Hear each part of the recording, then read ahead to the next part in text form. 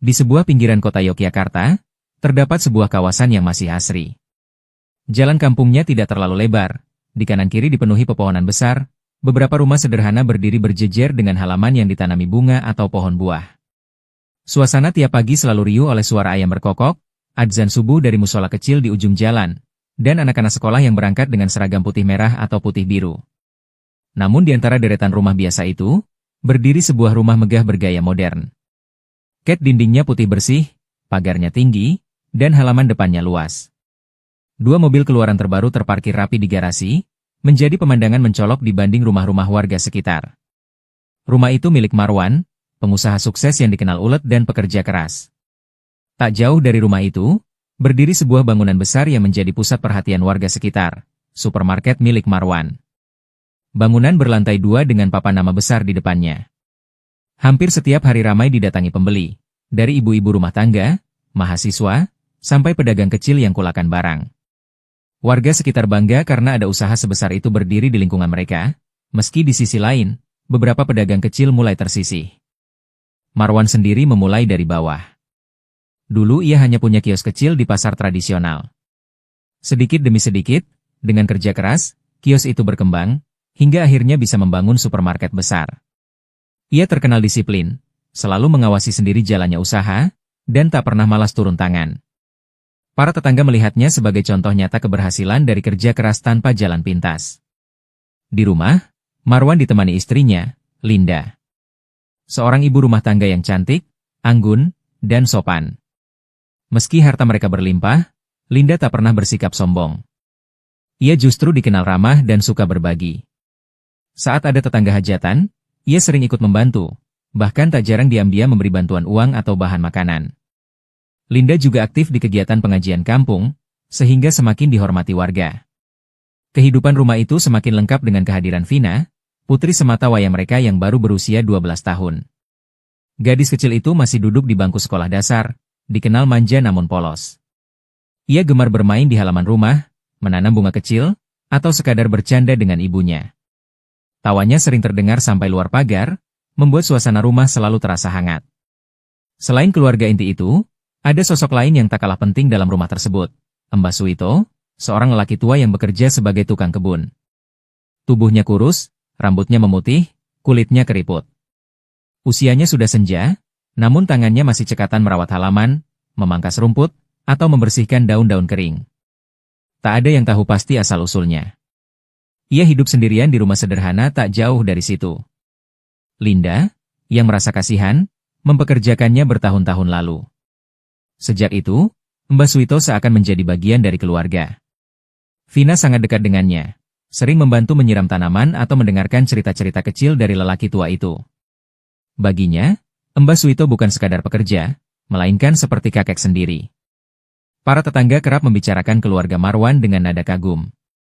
Masya Allah, wong sugih tapi tetap dermawan, begitu komentar mereka. Anake ayu, istrine sopan, wong kaya pancen rezekine halal, sahut yang lain. Dari luar, keluarga Marwan seakan hidup dalam kesempurnaan, rumah besar, usaha maju, keluarga harmonis, dan lingkungan yang menyukai mereka. Namun, seperti langit cerah yang diam-diam menyimpan mendung, ada iri dan dengki yang mulai tumbuh di hati orang lain, dan itu akan menjadi awal dari sebuah teror gelap yang tak pernah mereka bayangkan. Tak jauh dari supermarket milik Marwan, berdiri sebuah toko sembako yang dulunya sangat terkenal. Toko itu milik Pak Galih dan istrinya, Bu Intan. Bangunannya sederhana, namun bertahun-tahun menjadi tujuan utama warga sekitar untuk membeli kebutuhan harian. Galih dikenal ulet berdagang, sementara Intan lihai melayani pembeli dengan ramah.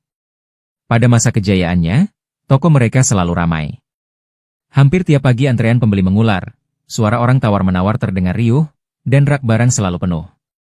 Dari usaha itu, mereka bisa menyekolahkan anak-anaknya hingga ke kota, memperbaiki rumah, dan hidup cukup terhormat di mata tetangga.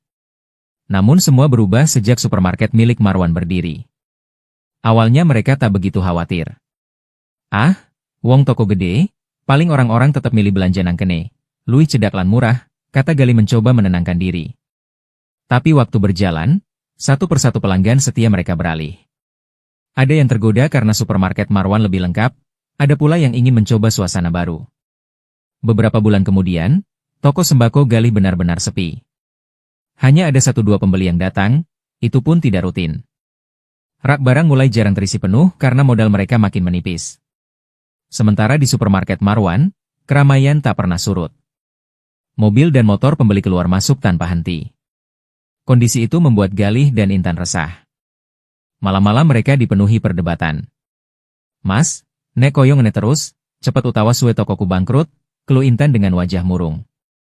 "Kowe pikir aku ora mikir tea, Tan? Aku iki saben dina ngitung utang karo piutang. Saben wulan, kita nombok, terus ngene terus piye?" jawab Galih gusar. Rasa resah itu perlahan berubah menjadi iri, lalu menjelma dendam. Bagi Galih dan Intan, Marwan dianggap penyebab utama kehancuran usaha mereka. Mereka tak lagi melihatnya sebagai tetangga, tapi sebagai musuh yang harus disingkirkan. Suatu malam, setelah lama berdebat, Intan menatap suaminya dengan sorot mata penuh kebencian. "Mas, nek cara biasa ora eso, kowe kudu golek cara liya. Wong kui koyo kebal, tambah sukses, tambah akeh sing seneng. Ora eso dibiarke." Galih diam lama, lalu mengangguk pelan. "Aku ngerti sapa sing eso nulungi. Ki Waseso." Nama itu membuat udara seakan mengerut. Ki Waseso, seorang dukun sakti yang tinggal di daerah Parangtritis. Konon santetnya selalu berhasil. Ia ditakuti banyak orang, bahkan dukun-dukun lain pun segan padanya. Ada cerita orang yang pernah menentangnya jatuh sakit misterius lalu mati mengenaskan. Tanpa pikir panjang, Galih dan Intan memutuskan untuk mendatanginya. Malam itu, dengan hati penuh kebencian, mereka berangkat ke Parangtritis. Jalan berkelok di antara bukit kapur terasa semakin mencekam, angin laut berhembus membawa aroma amis. Dalam hati, keduanya sudah bulat tekad. Mereka tak hanya ingin usaha Marwan hancur, tapi juga ingin Marwan dan keluarganya mati. Malam itu, sekitar pukul 10, jalanan menuju Parangtritis lengang. Hanya sesekali terdengar suara motor lewat, selebihnya sunyi. Lampu jalan jarang, sehingga sebagian besar jalan hanya diterangi sorot lampu kendaraan mereka. Mobil tua yang dikendarai Galih melaju pelan. Intan duduk di sampingnya, sesekali melirik keluar jendela. Pohon-pohon besar menjulang di sisi jalan, daunnya bergoyang ditiup angin malam.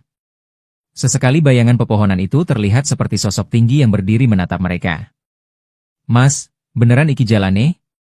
Kok medeni tenan?" bisik Intan sambil memegang lengan suaminya. "Wis, meneng wae. Iki dalan sing tak lakoni biyen. Aku ngerti panggonane Ki Waseso."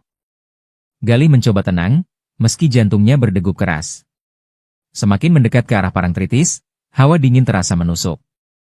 Angin laut membawa bau amis, bercampur dengan aroma tanah basah.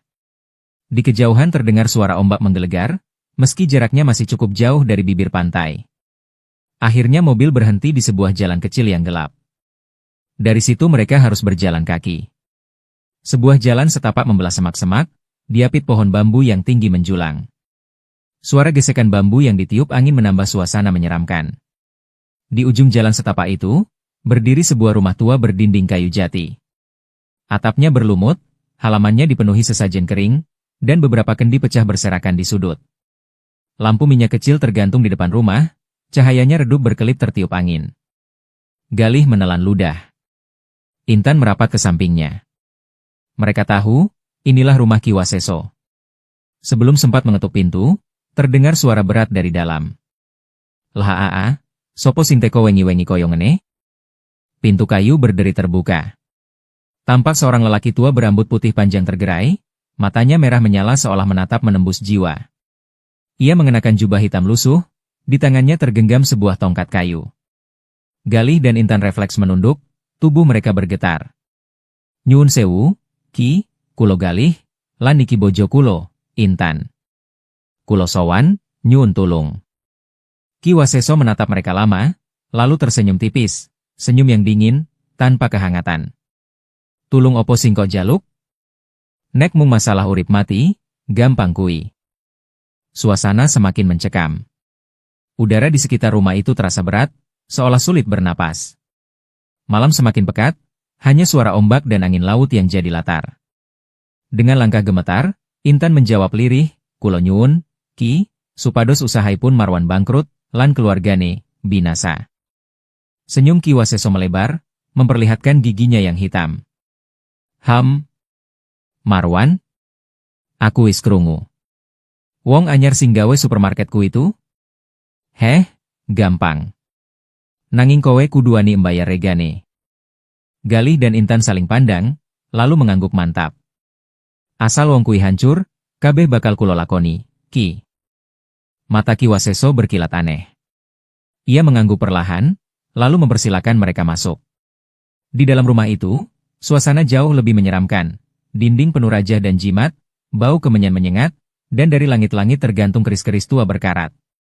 Di sudut ruangan, ada sebuah meja batu dengan sesajen, bunga, kepala ayam, dan kendi berisi darah segar. Di sanalah, ritual kelam akan segera dimulai. Malam itu bertepatan dengan Jumat Kliwon, malam yang diyakini penuh kekuatan gaib. Angin parangtritis bertiup kencang, membawa aroma asin laut bercampur bau kemenyan yang semakin pekat dari rumah kayu tua milik Ki Waseso. Di dalam ruangan, hanya cahaya lampu minyak yang bergoyang-goyang. Bayangan keris, jimat, dan raja di dinding tampak menari seperti makhluk hidup.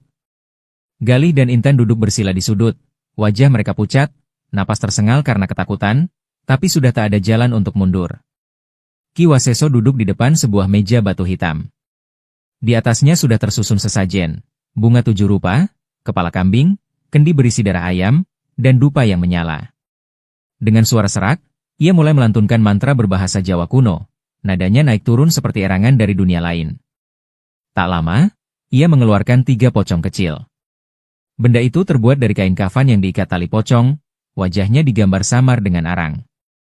Di kening masing-masing pocong tertulis nama. Marwan, Linda, Vina.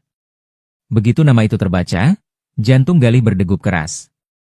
Intan refleks memalingkan wajah, merinding melihat boneka kafan itu seolah hidup. Ki Waseso mengambil sebuah keris kecil berlumuran minyak hitam. Ia menyalakan dupa di ujungnya, lalu berbisik lirih. Sing jenenge nyawa, saiki tak iket. Sing jenenge urip, tak tandhani. Siji-siji bakal mati. Dengan gerakan perlahan, ia menusukkan keris ke dada pocong bernama Marwan. Suara gesekan aneh terdengar, seperti logam menembus daging sungguhan. Galih menelan ludah, tangannya gemetar. Lalu ia melakukan hal sama pada pocong Linda dan Vina. Setiap tusukan diiringi mantra, suaranya berat dan menekan, hingga udara di ruangan itu terasa semakin pengap. Waktu wis mlaku, siji-siji bakal ambruk. Rejeki bakal mandek, badan bakal ringkih, lan pungkasane, nyawa dijupuk. Setelah itu, Ki Waseso mengambil sebuah kendi kecil berisi tanah kuburan yang masih lembab. Aroma busuk menyengat menyembur keluar. Ia menutupnya dengan kain hitam lalu menyerahkannya kepada Galih. Iki, sing dadi panyebabe. Tabur ing sekitar supermarkete. Saben wong mlebu, bakal ngrasakake hawa pati. Rejekine bakal seret, pelanggan bakal lunga. Kabeh sing ana ing cero omahe Marwan bakal ngalami layu, nganti tekan pati. Galih menerima kendi itu dengan tangan gemetar. Sementara Intan tak bisa menahan diri, ia berbisik lirih pada suaminya. Mas, iki tenan ora bakal balik marang awake dewe? Ki Waseso menoleh cepat, matanya merah menyala. Wes ora yeso bali. Yen wis mlebu dalan iki, kudu neruske. Nek kowe mundur, malah kowe sing dadi tumbal. Ruangan langsung hening. Hanya suara dupa yang berdesis, dan bayangan pocong kecil di meja yang seolah bergerak sendiri. Malam itu, sebuah perjanjian gelap telah dimeteraikan. Awalnya, Marwan tidak terlalu memikirkan apa-apa. Hidupnya yang mapan membuatnya percaya segala masalah bisa diselesaikan dengan uang atau kerja keras. Tapi sejak tanah kuburan ditabur diam-diam di depan supermarketnya, keadaan berubah pelan-pelan, nyaris tak terasa di awal, lalu semakin mencekam. Pada hari pertama, beberapa pegawai melapor kalau barang-barang sering jatuh sendiri. Satu kardus mie instan tiba-tiba roboh padahal raknya kokoh. Botol kecap pecah sendiri, isinya mengalir seperti darah ke lantai. Salah satu kasir bahkan bersumpah ia melihat toples plastik bergerak sendiri sejengkal, lalu jatuh ke lantai. Pak, saya nggak bohong. Itu barangnya kayak didorong orang, padahal nggak ada siapa-siapa, kata pegawai dengan wajah pucat. Marwan menanggapinya dengan senyum kaku, mencoba menutupi kegelisahannya. Mungkin tikus, atau raknya miring, ujarnya, meski dalam hati ada rasa tak nyaman. Namun keanehan tidak berhenti. Bau busuk tiba-tiba muncul di lorong sembako. Baunya seperti bangkai hewan yang membusuk, menusuk hidung hingga membuat beberapa pembeli menutup mulut dan cepat-cepat pergi. Padahal, setelah dicari bersama-sama, tidak ada bangkai, tidak ada sumber bau. Puncaknya, pada siang yang ramai, seorang ibu datang bersama anaknya yang berumur sekitar 5 tahun. Baru saja melewati pintu masuk, anak itu langsung berhenti. Matanya melotot ke arah pojok rak minyak goreng. Tiba-tiba ia menangis histeris, menjerit-jerit sambil menutupi wajah. "Ibu, pocong, pocong." Sang ibu panik, menarik anaknya keluar sambil menenangkan. Beberapa pelanggan lain ikut panik, buru-buru menyelesaikan belanja lalu pulang. Sejak kejadian itu, supermarket yang biasanya penuh sesak setiap hari mulai sepi. Pelanggan yang datang selalu sedikit, beberapa bahkan hanya masuk sebentar lalu keluar dengan wajah ketakutan. Kabar aneh menyebar cepat. Supermarket Marwan katanya angker, dihuni makhluk halus. Marwan mulai merasa ada sesuatu yang mengincarnya. Jika di tempat usaha sudah terasa menekan, di rumah gangguan jauh lebih parah. Malam pertama, Marwan bermimpi berdiri di sebuah pemakaman tua. Kabut putih menggulung di antara nisan. Dari dalam kabut itu, 7 pocong muncul satu persatu, kain kafannya kusam dan berbau busuk. Mereka tidak berbicara, hanya mengelilinginya sambil mendekat perlahan. Suara kain kafan menyeret tanah membuat bulu kuduknya berdiri. Ia terbangun dengan keringat dingin, jantung berdetak tak karuan. Mimpi itu bukan hanya sekali, melainkan berulang hampir setiap malam. Wajah-wajah pocong itu semakin jelas, seakan makin dekat, siap merenggutnya.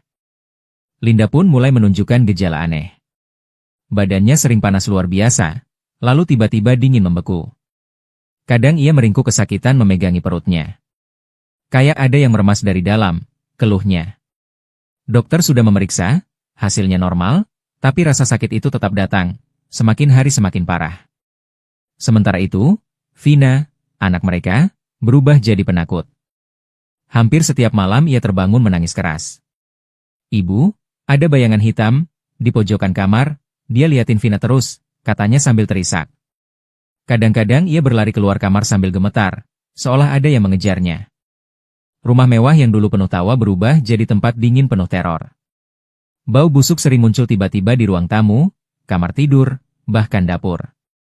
Lampu sering berkedip-kedip meski listrik normal. Kadang Linda merasa ada yang berjalan di lorong rumah, padahal saat dicek, tidak ada siapapun. Hingga suatu malam, Marwan sedang duduk di ruang tamu, mendengar suara berisik dari lantai atas. Dikiranya Vina, tapi saat ia naik, kamar anaknya kosong, Vina sedang tidur lelap di kamar Linda. Tiba-tiba dari belakang terdengar suara berat berbisik dekat telinganya. "Waktu muis cedak." Marwan langsung merinding, tubuhnya kaku, mulutnya sulit bersuara. Ia berlari turun, tapi tubuhnya tiba-tiba lemas, lalu jatuh terkapar di lantai. Linda menjerit panik, memanggil tetangga. Marwan dibawa ke rumah sakit, dokter menyebut tubuhnya lumpuh mendadak seperti gejala stroke. Tapi hasil pemeriksaan semuanya normal. Tidak ada penyumbatan, tidak ada kerusakan otak. Beberapa hari kemudian, di depan Linda yang setia merawat, Marwan tiba-tiba kejang-kejang lalu muntah darah. Bau amis memenuhi ruangan. Linda histeris, memeluk suaminya dengan air mata bercucuran. Sejak saat itu, Linda sadar bahwa semua yang terjadi bukan penyakit biasa. Ada sesuatu yang jauh lebih gelap sedang menyerang keluarganya. Beberapa hari setelah Marwan terkapar lumpuh, keadaan rumah itu semakin muram. Linda hampir putus asa, tubuhnya sendiri masih sering dilanda panas dingin, sementara Vina terus menangis tiap malam. Semua doa sudah ia panjatkan, semua obat dokter sudah dicoba, tapi hasilnya nihil. Di tengah keputusasaan itu, Mbah Suito, tukang kebun yang sudah lama bekerja di rumah mereka, datang berkunjung. Ia melihat wajah pucat Marwan di ranjang, tubuhnya kurus, dan bau anyir darah masih tersisa di kamar. Dengan sorot mata tajam, Mbah Suito berbisik lirih kepada Linda. "Enduk, iki dudu lara biasa. Iki kiriman Allah, santet." Linda terkejut, menutup mulutnya dengan tangan. Hatinya bergetar. Ia sudah menduga, tapi tak berani mengucapkannya. Mbah Suito duduk bersila di samping ranjang Marwan. Tangannya yang keriput menyentuh dahi majikannya itu. Dalam hati, ia merasakan hawa hitam pekat, berat, seperti ada banyak duri menusuk ke dalam tubuh Marwan. Matanya berkaca-kaca, bukan karena takut, tapi marah. Wong-wong jahat kui, orang ngerti karo akibatnya. Nyawamu lagi ditumbalwan, gumamnya. Linda menatapnya bingung. Mbah, panjenengan ngerti cara nolong suami saya? Mbah Suito menghela napas panjang. Ia menutup mata sejenak, lalu dengan lirih berkata, ana perkara sing wis suwe tak simpen. Saiki wayahe aku mbukak. Aku iki dudu wong biasa, enduk. Embien aku abdi dalam keraton, penjaga pusaka. Kerising tak simpen iki, isinya wiji karo doaku. Yen Gusti maringi restu, bakal dadi piranti kanggo ngusir lelembut ala. Linda menatapnya dengan campuran terkejut dan kagum. Selama ini, ia hanya mengira Mbah Suito tukang kebun tua yang hidup sendirian. Tidak pernah terbayang bahwa lelaki renta itu menyimpan masa lalu yang besar. Malam itu, setelah menunggu rumah tenang, Mbah Suito membawa sebuah bungkusan kain mori dari rumahnya. Ia membuka perlahan, menampakkan sebilah keris pusaka berbalut sarung kayu jati tua. Saat sarungnya dilepas, bilah keris berkilau samar, memancarkan hawa dingin bercampur aura sakral. Wan. Enduk, ojo wedi. Iki dudu gaweanku, iki gawe Gusti. Aku mung dadi lantarane, ucapnya. Ia duduk bersila, menyalakan dupa, lalu meletakkan keris itu di kening Marwan. Mulutnya komat kamit membaca doa, suaranya lirih namun bergetar penuh wibawa. Tiba-tiba, keris itu bergetar sendiri, seakan melawan sesuatu yang tak kasat mata. Marwan mengerang keras, tubuhnya kejang. Linda menjerit, tapi Mbah Suito menahannya. Ojo ganggu, iki tandane racune metu. Sekejap kemudian, Marwan memuntahkan sesuatu yang membuat bulu kuduk berdiri. Gumpalan darah pekat bercampur paku berkarat, jarum, potongan rambut, dan kain kafan kecil. Bau amis bercampur anyir memenuhi kamar. Linda menutup hidung, tapi air matanya jatuh deras.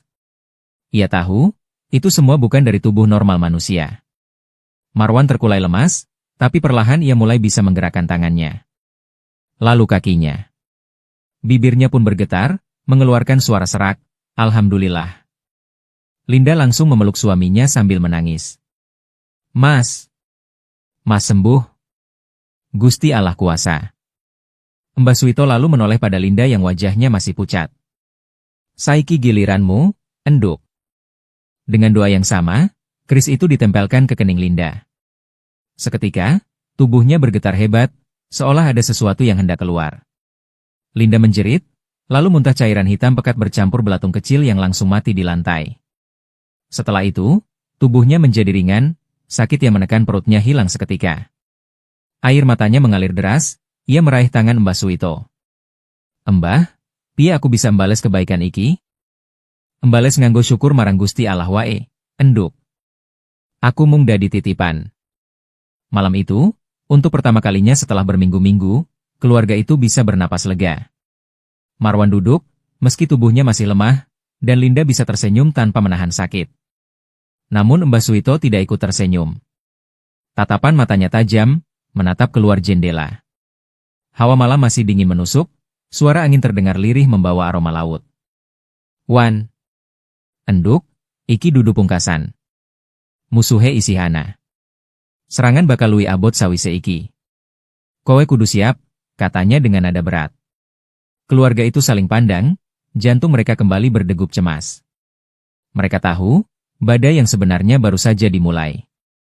Kabar kesembuhan Marwan menyebar cepat di kalangan tetangga.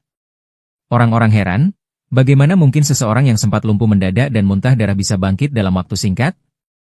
Banyak yang bilang itu mukjizat, ada pula yang berbisik-bisik bahwa keluarga itu dilindungi sesuatu yang gaib.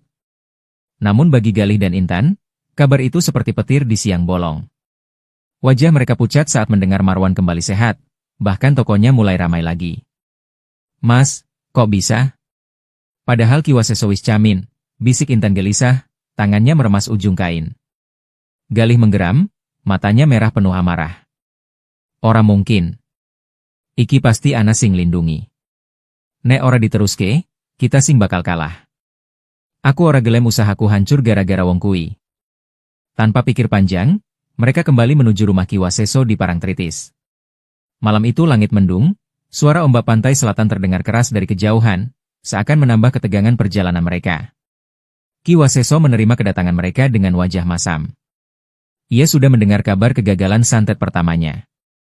Saat Galih dan Intan memohon agar ia mengulangi ritual, wajah tua itu berubah dingin. Sing lindungi wong kui ora sepele, katanya pelan, matanya menyipit. Ora mungkin wong biasai eso ngalah ke santetku. TGC, ana sing luwih kuat neng kono. Galih menunduk, nadanya memohon. Embah, aku caluk tulung maneh. Ora cukup nek mung digawe bangkrut. Aku pengin Marwan sakeluargane ilang, mati kabeh. Ki Waseso terdiam lama. Lalu ia berdiri, mengambil kendi tanah liat besar dari sudut ruangan. Ia menuangkan cairan hitam pekat ke dalam mangkuk, lalu meneteskan darah ayam hitam yang baru saja ia sembelih. Bau amis menyengat. Kowe ngerti ora? Yen aku wes nyeluk sing iki, ora ana dalan bali. Sing tak kirim dudu sembarang lelembut, nanging jin pengikut segara kidul. Dewe kirakus nyawa, lane gagal, bisa caluk tumbal saka wong sing pesen. Galih dan Intan saling pandang. Wajah mereka ketakutan, tapi rasa iri dan dendam lebih besar daripada takut. Akhirnya mereka mengangguk. Kita siap, Embah. Sing penting Marwan sakeluargane mati. Ki Waseso menyalakan dupa lebih banyak, membaca mantra panjang dalam bahasa Jawa kuno. Suaranya bergema, semakin keras, hingga ruangan bergetar pelan. Dari kendi tanah liat, asap hitam pekat keluar, membentuk wujud samar seperti sosok tinggi berambut panjang, matanya merah menyala. Bau amis laut menyeruak, membuat Galih dan Intan hampir muntah. Sosok itu menggeram, suaranya berat bagai ombak pecah. Nyawa sopo sing kudu tak jupuk? Ki Waseso menunjuk 3 boneka kecil dari kain kafan, Marwan, Linda, dan Vina. Iki. Tugasku mung siji, mateni. Makhluk itu menyeringai, lalu menghilang bersama hembusan angin dingin yang membuat lampu minyak padam seketika. Ritual selesai. Tapi hawa di ruangan itu semakin mencekam. Ki Waseso duduk lelah, wajahnya berkeringat. Koe loro kudu siap nampa akibate. Jin segara kidul ora kenal welas asih. Galih dan Intan keluar rumah dengan hati dicekam takut, tapi juga penuh harapan gelap. Mereka percaya, kali ini keluarga Marwan tidak akan bisa selamat. Malam itu rumah keluarga Marwan seolah menjadi panggung kegelapan. Angin berembus kencang dari arah selatan, membawa aroma asin laut yang bercampur amis darah. Tirai jendela berkibar liar, padahal semua pintu sudah terkunci. Linda sedang mendekap Vina yang ketakutan di kamar, sementara Marwan duduk di kursi dengan wajah pucat, tubuhnya masih lemah meski sudah mulai pulih. Tiba-tiba lampu rumah berkelip lalu padam, menyisakan kegelapan pekat. Dari kejauhan, terdengar gemuruh ombak yang aneh, seolah rumah mereka berada tepat di tepi pantai. Mbah Suito berdiri tegak di ruang tengah. Ia sudah merasa, malam ini akan datang serangan pamungkas. Dengan tenang namun wajah serius, ia membuka kain mori putih berisi sebuah keris pusaka. Bilahnya menghitam berkilau, berpamor miring seperti gelombang laut, namun dari dalamnya memancar cahaya keemasan samar. Wiswaya hemetu, sampeyan singgawe onar, ayo pada nuduhake rupane, seru Mbah Suito. Suara gedebuk terdengar dari atap rumah, berat, seolah sesuatu yang raksasa sedang merayap. Genteng bergetar, beberapa bahkan retak. Vina menjerit histeris ketika melihat rambut panjang hitam menjuntai dari celah plafon. Bapak, Ibu, matane abang, wajah Hemedeni. Dari kegelapan, muncul sesosok makhluk gaib. Tubuhnya tinggi menjulang, rambutnya basah menjuntai, kulit kehijauan mengilap seperti sisik ikan. Matanya merah menyala, mulutnya penuh taring panjang yang meneteskan air laut. Hawa dingin bercampur amis memenuhi ruangan. Nyawamu kabeh, tak seret menyang segoro kidul, suaranya bergemuruh, seperti ombak yang pecah menghantam karang. Linda semakin erat memeluk Vina, sementara Marwan berusaha berdiri tapi tubuhnya gemetar. Makhluk itu meluncur cepat, cakarnya terulur ke arah Marwan. Namun sebelum sempat menyentuh, Mbah Suito sudah mengayunkan keris pusaka. Blaar. Cahaya keemasan memancar, menghantam sosok itu hingga terpental ke dinding. Suara raungannya mengguncang kaca jendela sampai retak. Pertarungan pun dimulai. Jin itu melompat liar, bergerak secepat angin. Setiap kali ia menyerang dengan cakarnya, Mbah Suito menangkis dengan keris. Dari benturan itu memercik cahaya putih dan semburan api hitam. Rumah mendadak kacau. Piring beterbangan, meja kursi terguling, foto keluarga di dinding jatuh pecah. Bau amis semakin pekat, bercampur asap tipis yang menyesakkan dada. Mbah Suito terus membaca doa, suaranya tegas menggetarkan udara. Keris pusaka bergetar seolah hidup, mengeluarkan kilau cahaya semakin terang. Makhluk itu meraung, mencoba menyerang Linda dan Vina. Namun setiap kali mendekat, cahaya keris memantulkannya mundur. Metua kowe. Ojo ganggu wong sing ora salah. Aku, abdi dalam keraton, ora bakal ngidini kowe ngerusak, teriak Mbah Suito. Dengan langkah mantap, Mbah Suito menusukkan keris ke lantai. Dari bilah keris itu muncul cahaya berbentuk pusaran, membungkus seluruh rumah. Jin Laut Selatan berteriak kesakitan, tubuhnya terjebak, tak bisa bergerak. Ia mencoba melawan, mengeluarkan semburan air asin bercampur darah, tapi cahaya keris semakin menyilaukan. Tubuh makhluk itu mulai terkelupas, berubah menjadi asap hitam. Argah! Jeritannya mengguncang langit.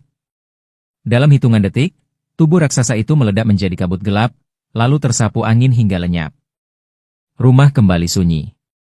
Angin berhenti, bau amis hilang, lampu menyala perlahan. Di Parangtritis, Ki Waseso yang sedang semedi tiba-tiba tersentak. Tubuhnya terguncang, darah menetes dari mulutnya. Tidak mungkin, jinku kalah, matanya melotot, wajahnya pucat pasi. Ia menutup mata, mencoba menelusuri siapa yang menghancurkan kirimannya. Saat menemukan jawabannya, tubuhnya gemetar. Abdi dalam keraton, keris pusaka, sial. Aku berhadapan dengan wong sing ora sembarangan. Untuk pertama kalinya, Ki Waseso merasakan ketakutan nyata. Di rumah, Mbah Suito menghela napas panjang, lalu menancapkan keris pusaka di tanah halaman rumah. Rampung wis, nanging iki dudu pungkasan. Singgawe iki kudu entek. Yen ora, bakal terus ngirim teror. Linda menangis, memeluk Marwan dan Vina erat-erat. Malam itu, mereka tahu satu hal, pertarungan belum selesai. Fajar baru saja terbit di ufuk timur ketika Mbah Suito melangkah meninggalkan rumah Marwan. Wajahnya tenang, tapi sorot matanya tajam menyimpan bara amarah. Keris pusaka yang semalam menyalakan cahaya emas kini ia selipkan di balik kain lurik, seakan menjadi perpanjangan jiwanya. Langkah kakinya mengarah ke selatan, ke tempat di mana semua teror berasal, gubuk ritual Ki Waseso di Parangtritis. Ki Waseso sedang duduk bersila di dalam gubuknya, asap dupa mengepul memenuhi ruangan. Tubuhnya gemetar, masih merasakan luka batin karena kekalahan Jin Laut Selatan semalam. Ia tahu, seseorang telah mengalahkan kirimannya. Tapi ia tak pernah menduga orang itu akan datang langsung menemuinya. Pintu kayu reot gubuk itu berderit pelan. Udara mendadak berat, seolah alam ikut menahan napas. Mbah Suito masuk dengan langkah mantap. Waseso, suara Suito dalam, tenang, namun mengandung kekuatan yang membuat bulu kuduk meremang. Ki Waseso mendongak, wajahnya pucat. Seketika ia terdiam, pupil matanya mengecil, napasnya memburu. Sampeyan. Suito. Abdi dalam keraton? Mustahil, aku kira sampeyan wis mati bertahun-tahun lalu. Mbah Suito berdiri tegak, tatapannya dingin. Sampeyan wis kakehan gawe cilaka wong polos. Kowe pikir sakti tanpa tanding, nanging sakti mung kanggo mateni wong sing ora salah. Dina iki, kabeh bakal rampung. Ki Waseso bangkit, tubuh rentat tapi matanya penuh dendam. Ia meraih kendi berisi minyak hitam, lalu menaburkan bubuk merah di udara. Seketika gubuk itu dipenuhi bayangan-bayangan hitam, menyerupai wajah-wajah orang mati yang menjerit pilu. Aku ora bakal gampang kalah, Suito. Aku iki dukun paling ditakuti saka pantai kidul nganti Gunung Merapi, teriaknya sambil menghunus keris kecil penuh karat. Mbah Suito hanya menutup mata, lalu merapal doa lirih. Keris pusakanya ia angkat tinggi. Bilahnya kembali berkilau emas, mengusir bayangan hitam satu persatu. Suara jerit arwah pengikut Ki Waseso terdengar, sebelum lenyap di sapu cahaya. Ki Waseso maju, keris karatnya dihantamkan ke arah Suito. Benturan terjadi, dua keris saling beradu, memercikan cahaya dan api hitam. Gubuk itu bergetar, tanah di sekitarnya retak. Namun kekuatan Ki Waseso tak sebanding dengan energi pusaka keraton. Semakin lama, tubuhnya terdesak. Nafasnya memburu, keringat dingin mengucur. Wiswayahe, Waseso, kata Mbah Suito datar. Ia menggerakkan keris pusaka, menusuk tepat ke dada Ki Waseso. Teriakan panjang menggema. Tubuh Ki Waseso terlempar, menghantam dinding gubuk. Asap hitam keluar dari tubuhnya, lalu menghilang bersama nyawanya. Dukun santet itu ambruk, tewas dengan mata melotot penuh ketakutan. Mbah Suito keluar dari gubuk Ki Waseso yang sudah separuh hancur. Udara Parangtritis terasa lebih ringan, seolah terlepas dari kutukan. Ia menatap laut selatan dari kejauhan, lalu menghela napas panjang. Rampung wis, wong salah wis nampak ganjarane. Ia pun kembali ke rumah keluarga Marwan, meninggalkan jejak kisah yang hanya akan menjadi bisikan bagi orang-orang yang percaya, bahwa kebaikan selalu punya pelindung, dan keserakahan selalu menagih balasan. Malam itu, setelah Ki Waseso tewas, rumah Pak Galih dan Bu Intan mendadak mencekam. Angin berembus kencang meski semua jendela tertutup rapat. Lilin di meja makan berkedip-kedip, seakan hampir padam. Pak Galih terbangun, tubuhnya basah keringat. Ia mendengar suara langkah kaki berat dari ruang tamu. "Intan, kowe krungu ora?" bisiknya. Bu Intan yang masih setengah sadar mengangguk. Dari arah ruang tamu terdengar suara erangan panjang, mirip suara orang sekarat. Bau amis bercampur bau tanah basah menyeruak ke kamar. Tiba-tiba pintu kamar mereka terbanting keras terbuka. Di sana berdiri sesosok bayangan tinggi, tubuhnya basah kuyup meneteskan air laut. Matanya merah menyala. "Jin Laut Selatan. Sampeyan wis ngikhianati janji, saiki nyawamu gantine," raungnya. Pak Galih menjerit, mencoba lari, tapi tubuhnya kaku seperti dipaku keranjang. Bu Intan meronta, namun rambut panjang jin itu menjulur seperti ular, melilit tangan dan lehernya. "Ampun. Ojo. Ojo aku, Gusti." Bu Intan menjerit histeris. Tapi terlambat. Rambut itu menariknya ke pojok kamar, lalu menghantamkan kepalanya ke lantai berkali-kali hingga darah muncrat. Pak Galih hanya bisa menyaksikan dengan mata melotot. Dari bayangan dinding, ia melihat sesuatu lebih mengerikan. Sosok Ki Waseso muncul samar, wajahnya pucat, matanya kosong. "Kowe sing nyeret aku menyang pati, saiki kowe tak seret bareng." Bayangan Ki Waseso mendekat, menarik kaki Galih. Tubuhnya terangkat, melayang, lalu tiba-tiba tubuhnya dipelintir hingga terdengar krek. Krek! Tulangnya patah satu persatu. Jeritan panjangnya menggema di seluruh rumah, lalu berhenti mendadak. Ketika fajar tiba, warga menemukan mereka berdua sudah tak bernyawa. Wajah mereka membiru, lidah menjulur, mata melotot seperti dicekik. Anehnya, lantai kamar penuh dengan pasir laut dan bau amis anyir, tanda kutukan santet yang berbalik memakan tuannya. Matahari pagi di pinggiran kota Jogja terasa berbeda. Hangatnya menembus jendela besar rumah Marwan, membawa suasana baru setelah malam-malam mencekam yang mereka lalui. Bau dupa dan amis laut yang dulu menghantui rumah itu sudah hilang, berganti aroma kopi hangat yang diseduh Linda di dapur. Di ruang tengah, Marwan duduk dengan tubuh lebih segar.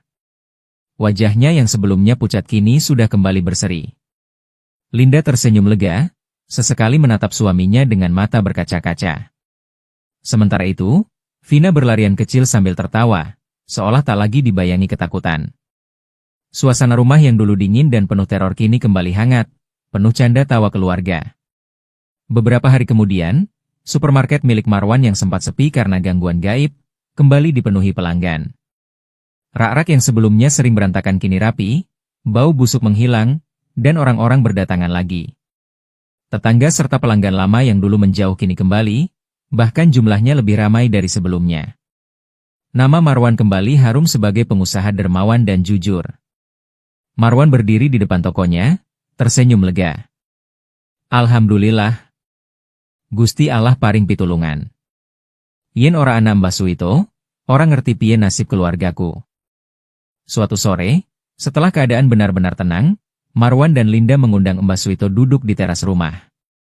Vina ikut duduk di samping, menggenggam tangan keriput lelaki tua itu. Marwan membuka percakapan dengan suara penuh rasa hormat. "Embah, sakdurunge aku memikir sampeyan mung tukang kebon sing setia karo keluarga kami. Nanging sawise kabeh iki, aku ngerti, sampeyan dudu wong biasa. Sebenere, Sampeyan iki sapa? Mbah Suito tersenyum tipis. Tatapannya menembus jauh, seolah melihat ke masa lalu. Aku mung wong sepuh sing kepengin urip tentrem. Nanging biyen, aku dadi abdi dalam keraton, dijaluk enja pusaka. Keris sing kowe weruh kui dudu sembarang keris, iku pusaka sing mung metu nalika ana ancaman gede. Aku sengaja nyimpen identitas iki, amarga aku ora pengin uripku kebawa maneh ing pusaran perebutan kekuasaan lan klenik. Linda meneteskan air mata, menggenggam tangan Suito erat. Mbah, terima kasih, tanpa sampeyan, mungkin keluarga saya sudah hancur. Sampeyan wis koyo bapak kanggo keluarga iki. Vina yang polos tiba-tiba memeluk Mbah Suito, suaranya lirih, Mbah Suito, jangan pernah pergi ya, aku sayang Mbah. Wajah lelaki tua itu melembut. Senyum kecil terbit, meski sorot matanya menyimpan kesedihan yang dalam. Selama Gusti Allah paring umur, aku bakal anak kene, amdampingi kowe kabeh. Sejak hari itu, kehidupan keluarga Marwan benar-benar berubah. Mereka bukan hanya semakin mapan secara materi, tapi juga lebih dekat secara batin. Marwan belajar bahwa harta dan usaha bukanlah jaminan keamanan, sebab ada hal-hal gaib yang tak bisa dijelaskan dengan logika. Dan di balik rumah mewah itu, tinggal seorang lelaki tua yang dulu hanya dianggap tukang kebun, namun sejatinya adalah penjaga pusaka sakti, benteng pelindung keluarga dari kegelapan. Malam-malam kembali tenang, tanpa teror, tanpa bisikan gaib. Tapi satu hal yang pasti, nama Mbah Suito akan selalu dikenang, bukan hanya oleh keluarga Marwan, melainkan oleh siapapun yang percaya bahwa kebaikan tak pernah dibiarkan sendirian.